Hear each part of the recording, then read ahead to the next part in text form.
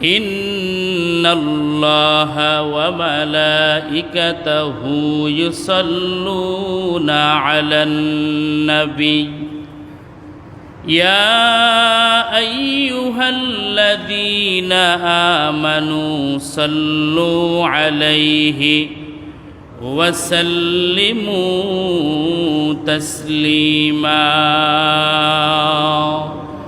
اللهم صل على محمد وعلى آل محمد كما صليت على إبراهيم وعلى آل إبراهيم إنك حميد مجيد اللهم بارك على محمد وعلى آل محمد كما باركت على إبراهيم وعلى آل إبراهيم إنك حميد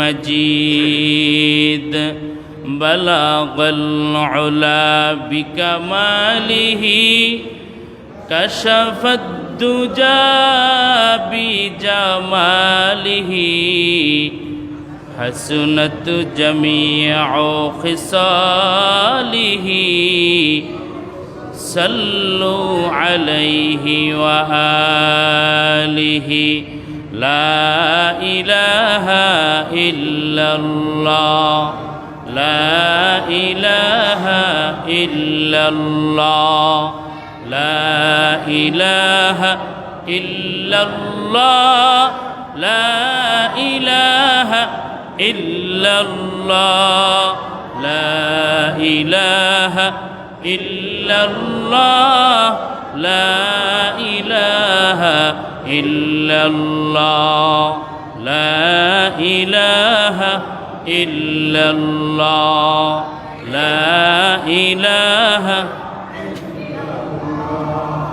لا إله إلا الله لا إله إلا الله لا إله إلا الله لا إله إلا الله لا إله إلا الله لا إله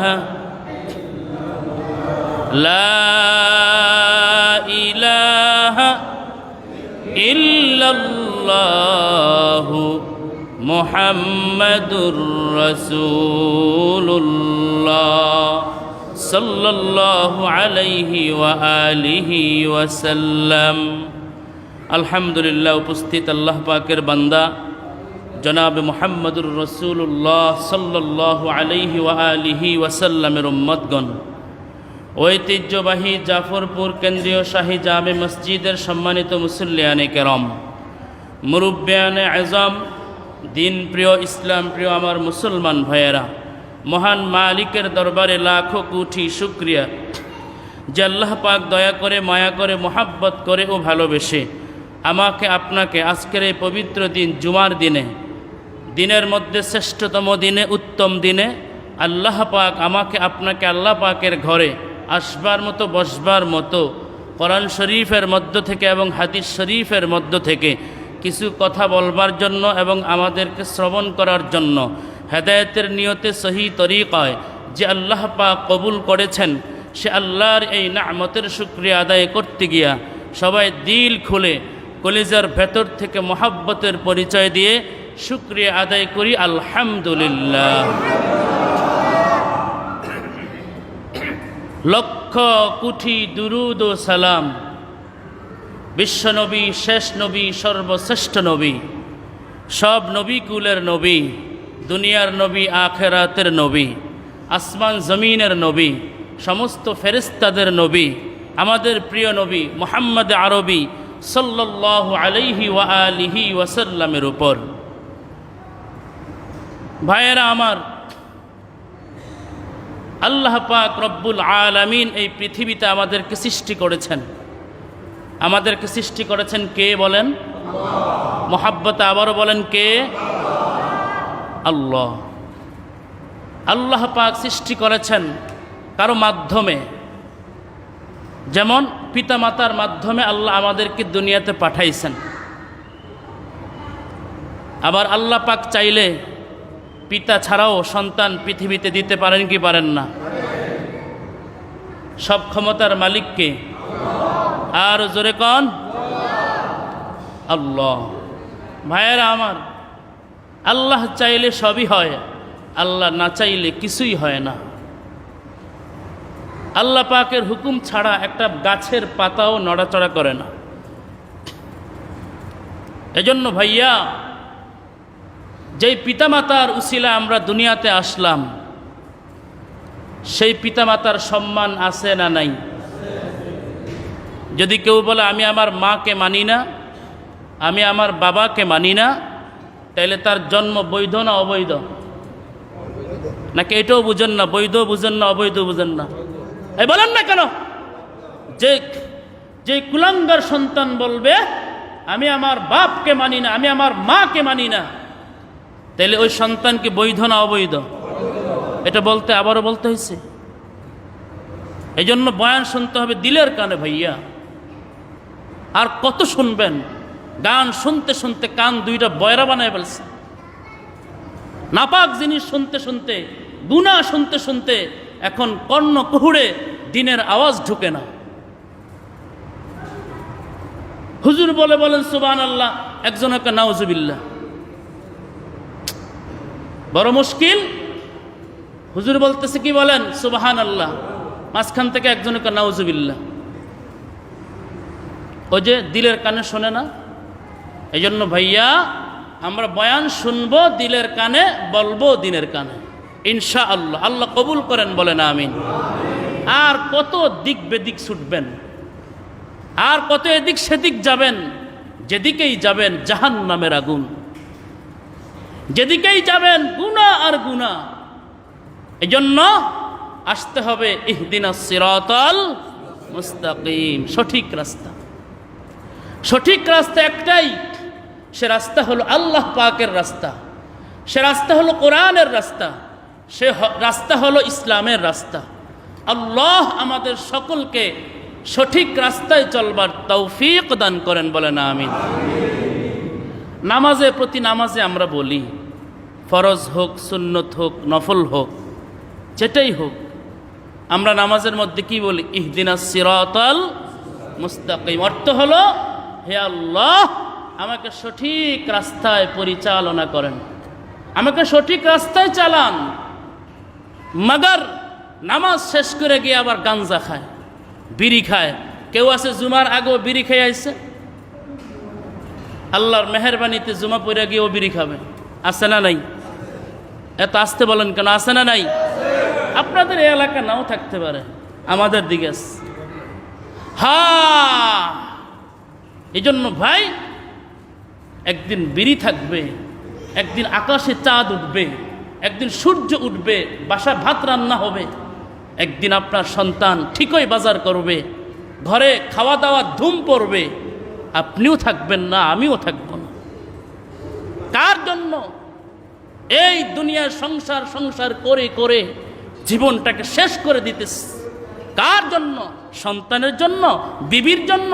ওরা আপনাকে ধরে নিজ হাতেই আপনাকে ঘরের থেকে বাহির করে উঠানের মধ্যে ফালায়া রাখবে। কেন ফালাবে? লাশ।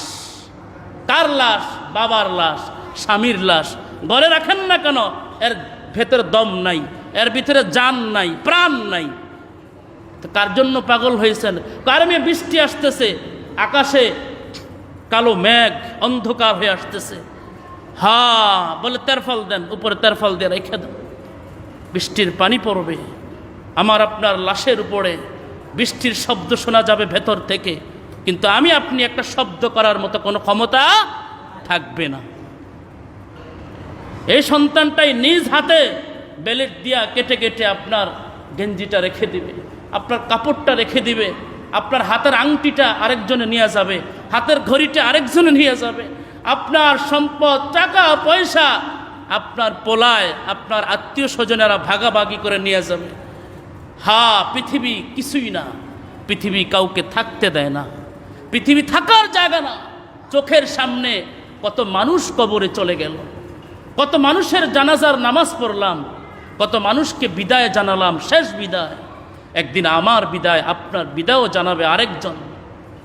এই জন্য হযরত শেখ সাদী রহমতুল্লাহি আলাইহি, জগৎ বিখ্যাত কবি, আল্লাহর একজন ওলি, তিনি আওয়াজ দিয়ে বলেন, তোমার কানে এই এলানটা আসার আগে আগে যে তুমি আর দুনিয়াতে নাই, এই ধ্বনিটা মসজিদের মিনারায় হওয়ার আগে আগে তুমি তোমার কবরের সামানা প্রস্তুত করে নাও ভাইয়া, তুমি তোমার আখিরাতের পুঁজি অর্জন করে নাও। তোমার কবরে কেউ সাথী হবে না, তোমার ছেলে, তোমার বিবি, তোমার আপনজন কেউ একটা রাত তোমার সাথে কবরে থাকবে না বাবা, থাকবে না, থাকবে না। বিশ্বাস না হলে দেখো, যেদিন তুমি লাশ হবা, তোমার জানাজা হবে, তোমার বন্ধু বান্ধব তোমার জানাজায় আসবে, তোমার আপনজন, খেলার সাথী, পড়ার সাথী সবাই তোমার জানাজা আসবে। জানাজায় এসে জানাজা পড়বে, জানাজা পড়াবে, কবরে রাখবে। হ্যাঁ, কেউ কবরে ঢুকবে না, কেউ ঢুকবে না, কেউ তোমার সাথে কবরে শুয়ে পড়বে না। এজন্য আমরা আখিরাতমুখী হওয়া দরকার, আমরা দিনমুখী হওয়া দরকার, আমরা নবীমুখী হওয়া দরকার, আমরা আল্লাহমুখী হওয়া দরকার। এজন্য ভাই, আমরা বাবা মার উসিলায় দুনিয়াতে আসলাম, ঠিক কিনা? এখানে কেউ আছেন যে বাপ সারা মা সারা দুনিয়াতে আসছেন? দাঁড়াইলে একজন দেখি আপনার চেহারাটা, আমরা দেখতে চাই যে হুজুর আমি আমার বাপ সারা মা সারা দুনিয়াতে আসছি। কেউ আছেন এখানে? সবাই বাবা মার উসিলায় আল্লাহ পাক আমাদেরকে পৃথিবীতে প্রেরণ করেছেন। আল্লাহ বলেন, ওয়াসাইনাল ইনসানা বিওয়ালিদাইহি ইহসানা, হে সন্তানের দল, বাপ মার সঙ্গে রাগ করে গুসা হয়ে কথা বলবে না, বাপ মার সঙ্গে খারাপ আচরণ করবে না, এদেরকে ইহসান করবে, এদেরকে দয়া করবে, এদেরকে মায়া করবে, এদের থেকে দুহাত বাড়িয়ে দোয়া নিবে। বাপ হারিয়ে গেলে চিনবা কি হারাইছো? থাকতে চিনলে না, সেদিন নাকের পানি আর চোখের পানি ফালায়া কানবা। যেদিন তোমাকে এতিম বলে মানুষ ডাকবে, আজকে বাপ থাকতে তোমাকে কেউ এতিম বলে না, আজকে বাবা আছে বিদায় তোমাকে কেউ এতিম বলে, তোমাকে ঘাড় ধাক্কা দিয়ে ফেলায় দেয় না। যেদিন বাবা থাকবে না যুবক, যেদিন বাবা থাকবে না, সেদিন বুঝবা যে বাপ ছাড়া জীবনের কত অসহায়ত্ব, কত অসহায় বাবা ছাড়া এই পৃথিবী। একটু তাকায় দেখো, কত মানুষ কাঁদতেছে। তোমার চোখে পানি নাই কেন? তুমি বাবার মহাব্বতের সন্তান হতে পারো নাই। যেই বাবা এক সময় তোমাকে কাঁধে করে ডাক্তারের কাছে নিয়ে গেছে, আমার সন্তানটা অসুস্থ, পৃথিবীর কেউ তোমাকে কাঁধে নেয়নি, তোমার বন্ধু চলে গেছে, বেশির থেকে বেশি এতটুকুন বলছে শরীরের দিকে যত্ন নিও, ওষুধ খাইও, ভালো মতো চইলো, এতটুকু বলে চলে গেছে। আর তোমার বাবা তোমাকে অসুস্থ শরীর নিয়ে ডাক্তারের কাছে দিনকে দিন, রাতকে রাত, পানি ভেঙ্গে, এমন ঘটনা শুনছি বন্যার পানিতে নৌকা চলে না, শেষ পর্যন্ত বাবায় কাঁধের উপরে সন্তানকে রেখে রেখে নিজে একদম পানিতে হেঁটে হেঁটে জীবন বাজি রেখে সন্তানকে চিকিৎসা করে এখন সন্তান দুনিয়াতে কোটিপতি, লাখপতি, বড় অফিসার, বড় টাকাওয়ালা, বড় গাড়িওয়ালা, আর বাবা দুনিয়ার বুকে নাই, বাবা আর দুনিয়ার বুকে নাই। আল্লাহ আমাদের সকলকে বাবার দোয়া নেওয়ার তৌফিক দান করেন, বেশি বেশি বাবার দোয়া নেওয়ার তৌফিক দান করেন, বলেন আমিন। যাদের বাবা আছে, রত্ন আছে, কলিজা আছে, কলিজার টুকরাটা আপনার আছে, আর যাদের বাপ নাই, এখানে এতিম সন্তান আছে না নাই? একটু তাকায় দেখেন তো, এতিম কারা কারা আছেন, হাত উঠে দেখেন।